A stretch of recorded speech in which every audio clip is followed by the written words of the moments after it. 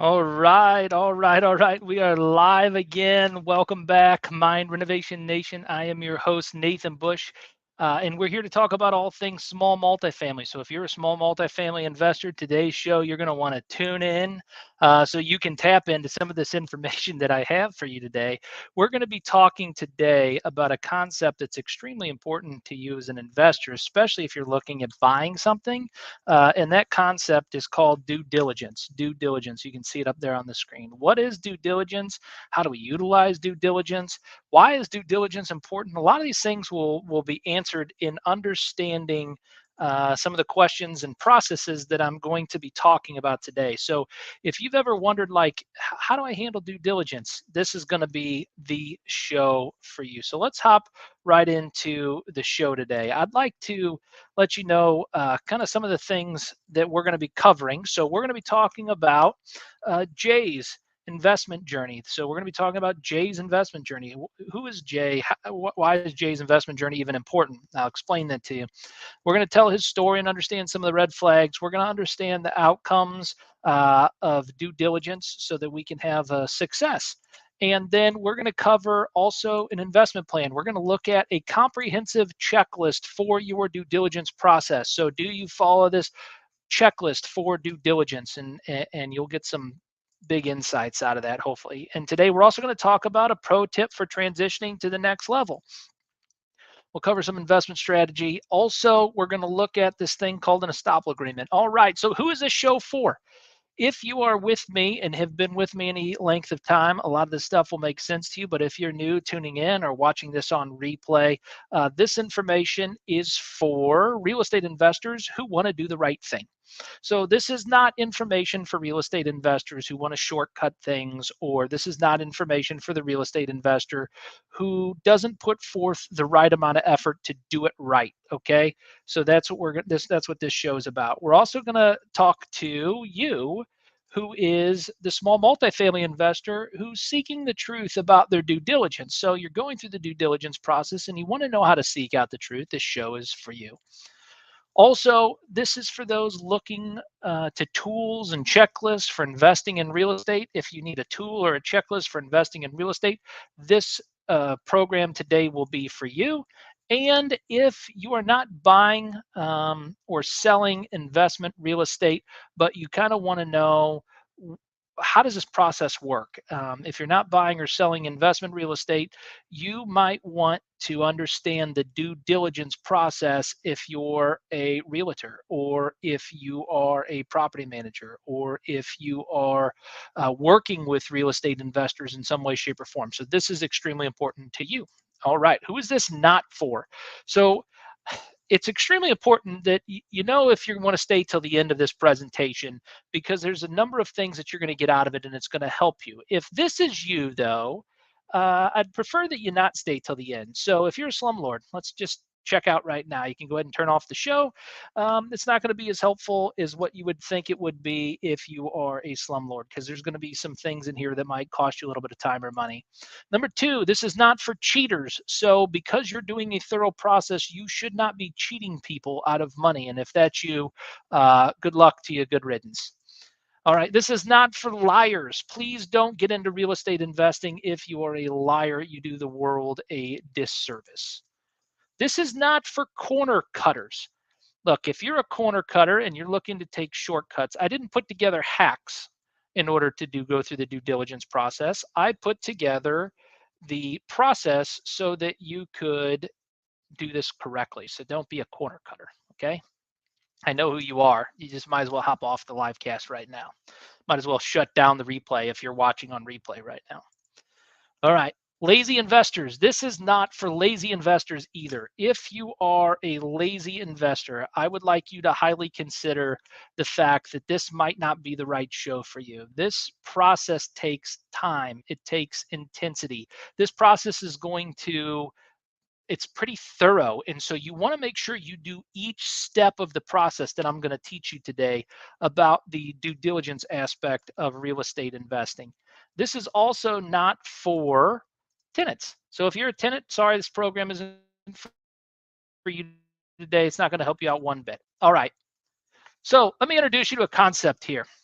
When we're talking about due diligence, there's a lot of people who can get stuck in this thing called analysis paralysis. There's this thing called analysis paralysis. That means that you analyze and analyze and analyze and analyze and analyze, and you never actually take the next step.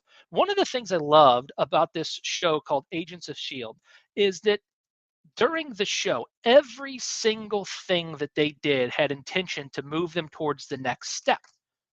So it didn't matter who the agent was. They were always thinking through, okay, what is the outcome that I'm seeking for? What am I trying to do or accomplish? And they were always taking these next steps. And so Jenna Simmons summarized this up in the show ever so wonderfully when she said, the steps you take don't need to be big. They just need to be a step in the right direction. And so if you're a real estate investor and you've been having difficulty actually buying a property, Jenna Simmons says it best: follow this process and just take the next step. If you're in step 2, move to step 3. If you're in step 3, move to step 4. And this should be extremely helpful for you in order to help you achieve your real estate investing goals. Now,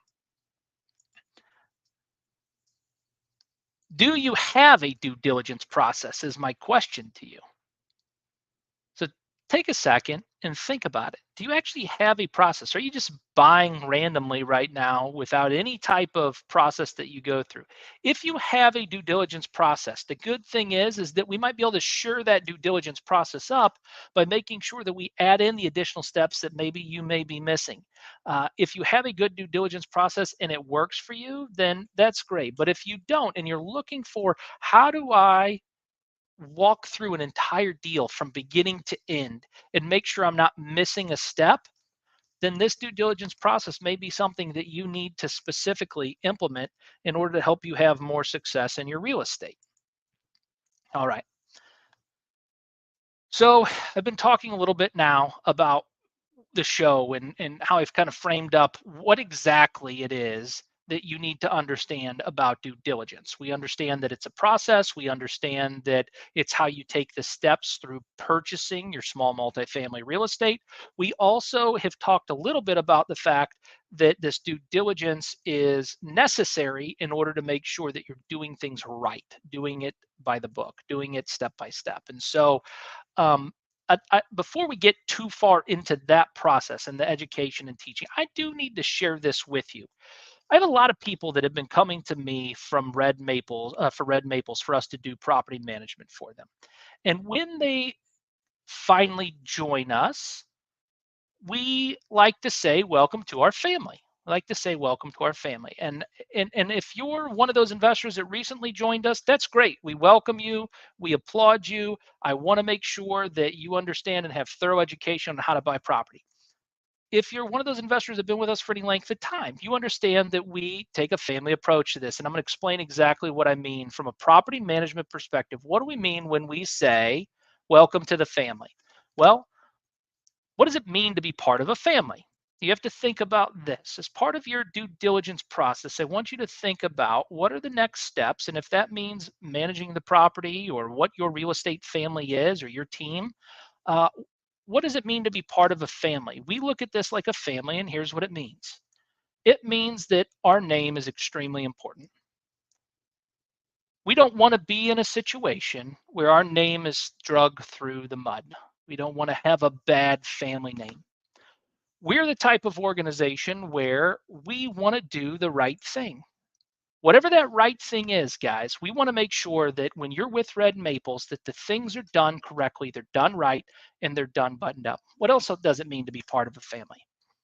It means that there's siblings and there's others involved. And sometimes one sibling wants one thing and another sibling wants a different thing. And it's okay that they want two different things. They have to understand that the parents, the responsible ones in the situation who are responsible for trying to help those children achieve what they want, it requires that those parents maybe sometimes set boundaries or take different actions.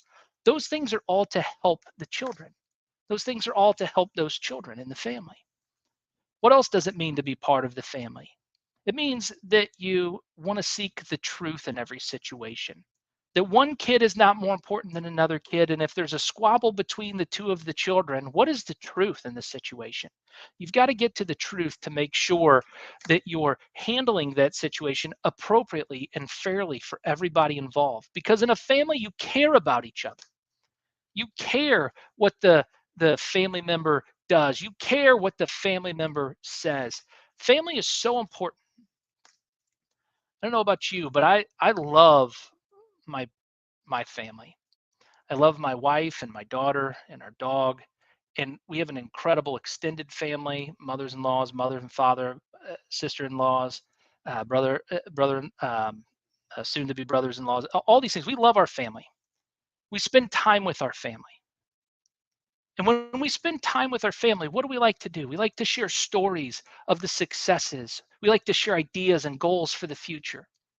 We like to talk about the things that make us stronger and the things that make us better. And when we come together on a live cast like this, especially for our family, this is like sitting down at the dinner table where we have open discussion and we can share with each other exactly what we are looking to achieve, what we're looking to do, how our family operates.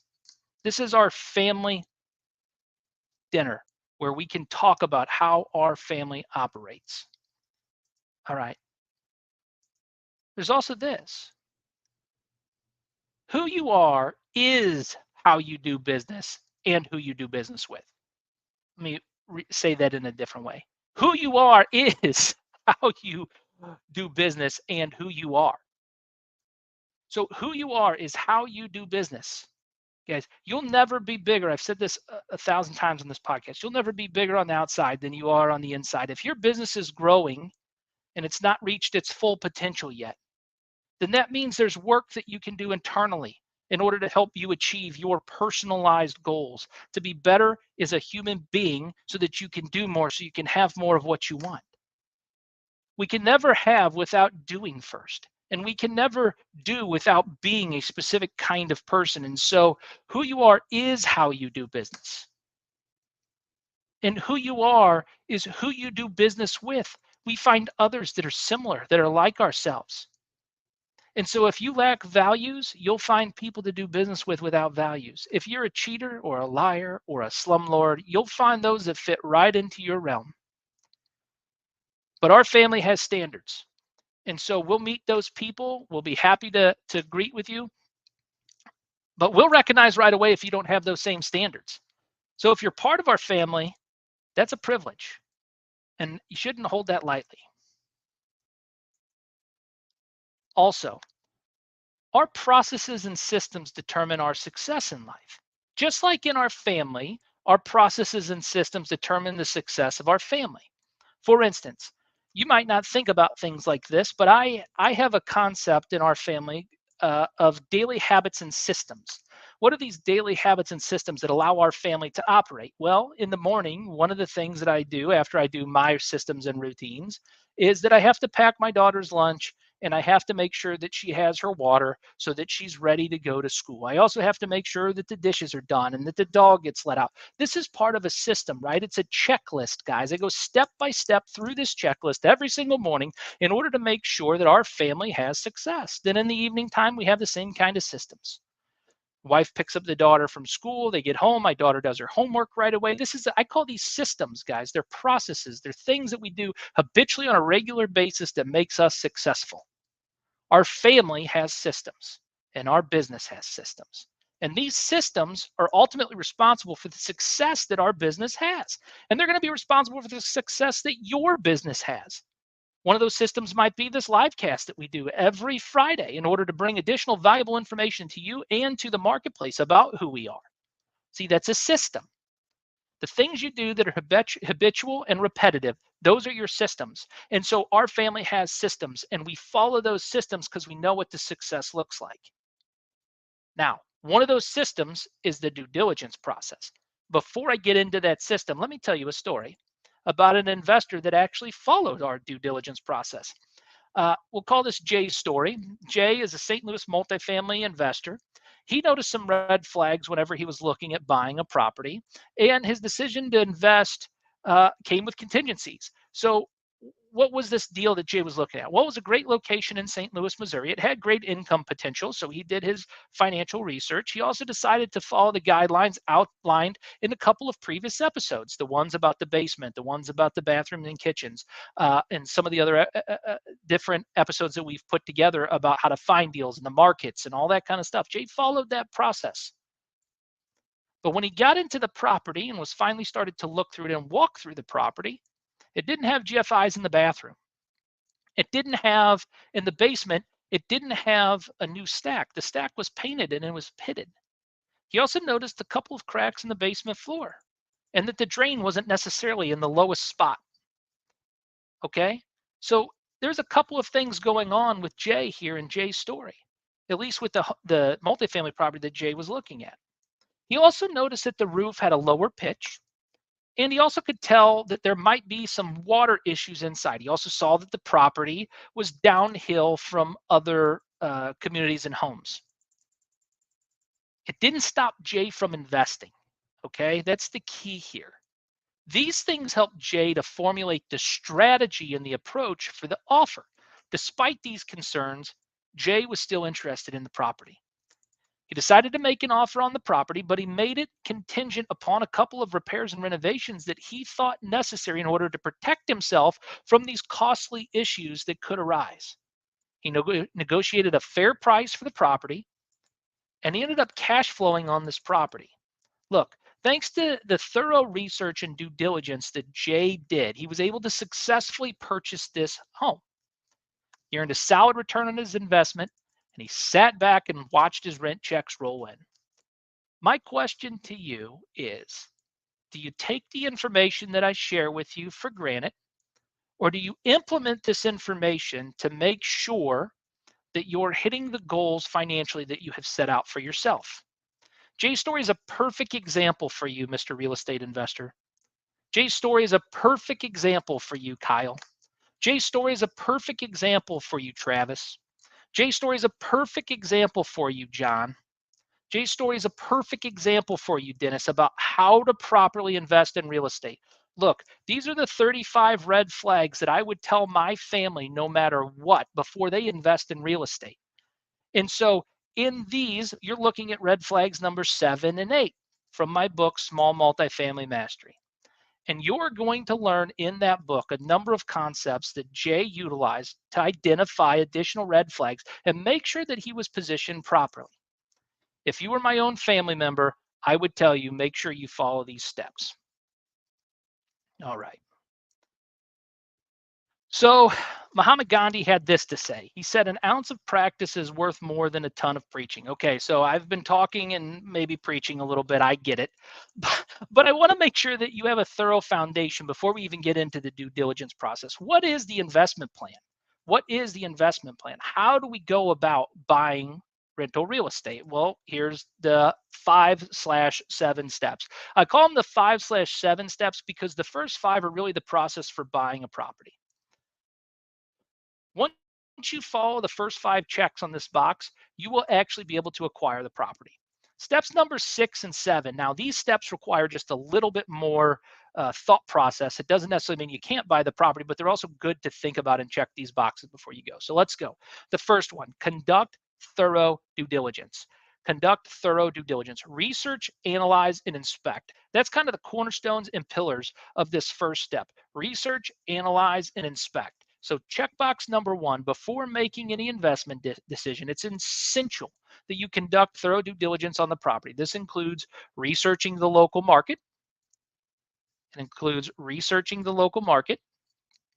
It includes analyzing the financial performance of the property and inspecting the physical condition of the property. So step 1, research the local market. Step 2, analyze the financial performance. And step 3, inspect the physical condition of the property. This is a requirement in step 1. This is the checkbox. That's how you thoroughly complete the checkbox. Research the market, analyze the financial performance, and inspect the physical condition of the property. If you are a real estate investor, I want you to tap your chest. Yep, I'm talking to you. Tap your chest and say, I will, love it, I will actually see the property that I buy. Okay. You don't know how many investors, guys, don't actually physically go to the property before they buy it. And they rely on somebody else or somebody else's word, and then it ends up being a missed opportunity or a missed thing because they didn't do their own research. Until you get to the point where you can train and teach how to properly look at a property, and you've got an entire team of people who are surrounding you, that you're walking properties with them and teaching them and showing them how to do this, you need to be the one on your team that looks at your property. Okay, that's step number one. Step number two, understand the local market. So checkbox number two in doing your due diligence is to understand the local market. It's important that you understand the local real estate market, including the demographics, the economic conditions, and the competition that's in the local market. As part of your checklist on step two, I would say schedule a tour of a property that's in the local market that you're looking to buy in. What is the condition of that property that they're looking to lease out or to sell, depending on what your business model is? Are you bringing the property, going to be able to afford to bring the property up to the condition of the rest of the homes in the area? This information helps you as an investor make more informed decisions about the potential rental income and long-term appreciation of the property. So step one, we're conducting due diligence through research, analyzing, and inspecting. Step two, we're understanding the local market through the demographics and the competition. Make sure that you do step one and step two. And then also make sure you do step three. Evaluate the property's financial performance after those things. So, well, you're saying, Nathan, I need to analyze the financials up front. Yes. And then you need to shore up the financials after you've done those two steps. That's what you do. That's the process. You set the financials up front. Those are best guess estimates. And then you review the financials after you've researched, analyzed, and inspected the home, after you've checked the demographics of the local market and understood the local competition. This will help you avoid making major, guys, major financial mistakes. Before investing in small multifamily property, investors should evaluate the property's financial performance, including the current and projected rental income, the operating expenses, and the cash flow. During this step in the process, after you've probably made an offer to somebody on the property and you're going through the contract negotiation, at some point you have to look at the projected rental income, the operating expenses, and the cash flow. And that should be part of your due diligence process before checking the box to purchase that property. Step number four is inspect the property again. Inspect the property again. Investors should also inspect the property to ensure that there's the physical good condition and that there's not any other major repairs. They call this in single family home purchases the final walkthrough. As an investor, look, we like to get our numbers up front on what we anticipate those renovation costs to be. And then we also, guys, we also like to get our numbers all the partway through the process. So we want to go back and verify that nothing's changed on that property through the inspection period. I don't know how many times, look, depending on which type of property you're buying, you're going to go through an evaluation process or due diligence process of inspecting that property and getting finalized numbers. But then before you pull the final terms of that agreement and you agree to purchase that property, you need to do a final walkthrough. And if maybe you're to the point where you've built up a team large enough, you can send a team member through. But my recommendation and expectation would be is that you walk that property on your final walkthrough. All right. And then step number five, understand the lease terms. Understand the lease terms. So get copies of all the leases, get copies of the applications, get copies of the municipal occupancy inspections in St. Louis, get copies of the payment of security deposit, that you have a receipt for that on file, get copies of the rental ledgers, and verify all of the information in the financials that you believe to be 100% true. You can then look at closing on that transaction. Now, there's steps 6 and 7. So steps 1 through 5 are conduct thorough due diligence, research, analyze, and inspect the property. Number 2, understand the local market. Make sure you know the demographics and the competition in the area. Step number 3 is that we're going to evaluate the financial performance. This is where we assess the income and the expenses and the cash flow. Step number 4 was we're going to verify and check the condition of the property for repairs, additional repairs that may have come up through the process. And in some larger multifamily, at this point, this is where you bring contractors in and finalize all of your numbers. Step number 5 in that process is where you understand the lease terms. You understand the application and the file and all of the information that goes with that property. And you make sure that the investor that's selling you the property has all of those documents. Now, that's the 5 things that you need to do in order to buy. We also have 2 more things that are important. You see number 6 and 7 down there. Number 6 is to have a clear exit strategy. And we always like to check this box before buying any property. Before making any investment decisions, it's important to have a clear exit strategy in place. As an investor, you should consider how you plan to exit the investment and what return on investment is acceptable to you.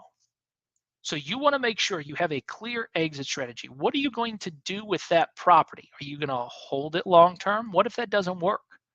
What's the resale value of that property? Could you add on additional partners? Are you going to refinance that property after 5 years and cash out? What is your exit strategy on that property? Are you looking to flip that property? What are some of your different options?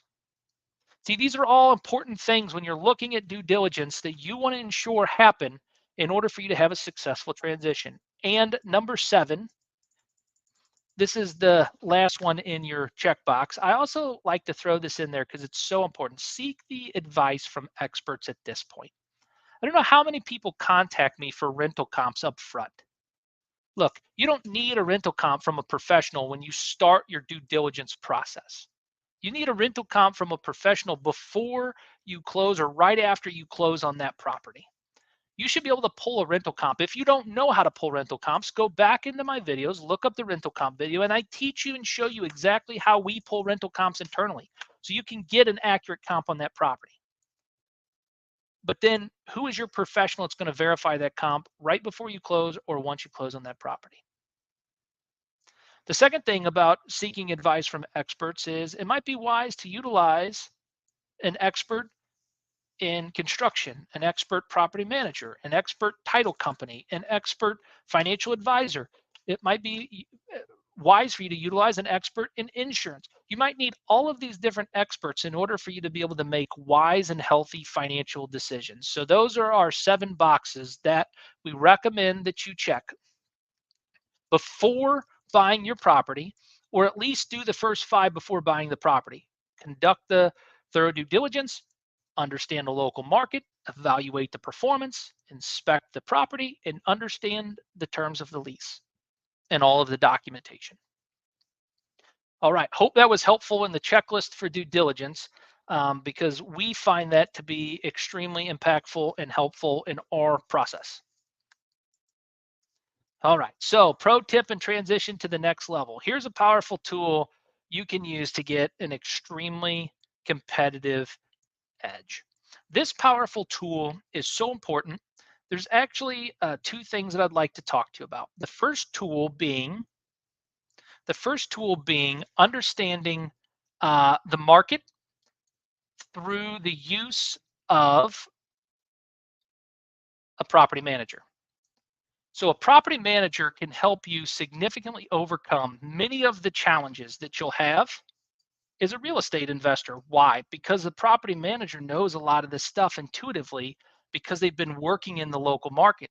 A property manager knows a lot of this stuff intuitively because they run comps all the time. A property manager, utilizing a professional property manager, knows a lot of this stuff because they're working with contractors and getting quotes and bids all the time. So having a property manager, a professional institutional style asset manager like Red Maples on your team can be a powerful tool that helps you gain a competitive edge in this process. The other tool is this. It's called an estoppel agreement. I don't know how many investors miss this as an opportunity to verify the information when all of the documentation is not in the file that they can just hand you. So an estoppel agreement in context of real estate is used during the purchase of the property with existing tenants. The buyer or the lender, specifically the buyer, that would be you, may require an estoppel agreement from the tenants to confirm specific details about the lease agreement. Things such as the current rent amount, the terms and conditions of the lease, whether the rent has been paid in advance, whether there's any ongoing disputes or agreements between the landlord and tenant. This is huge, guys. If you have any power tool during your due diligence process, this estoppel agreement, especially in small multifamily, can save you tens of thousands of dollars, if not millions of dollars, in a major mistake. You want to make sure that you use this estoppel agreement because the tenant typically fills this out. And they're going to provide certification of the information by signing it. Sorry. So they're going to provide certification of the information by signing this estoppel agreement.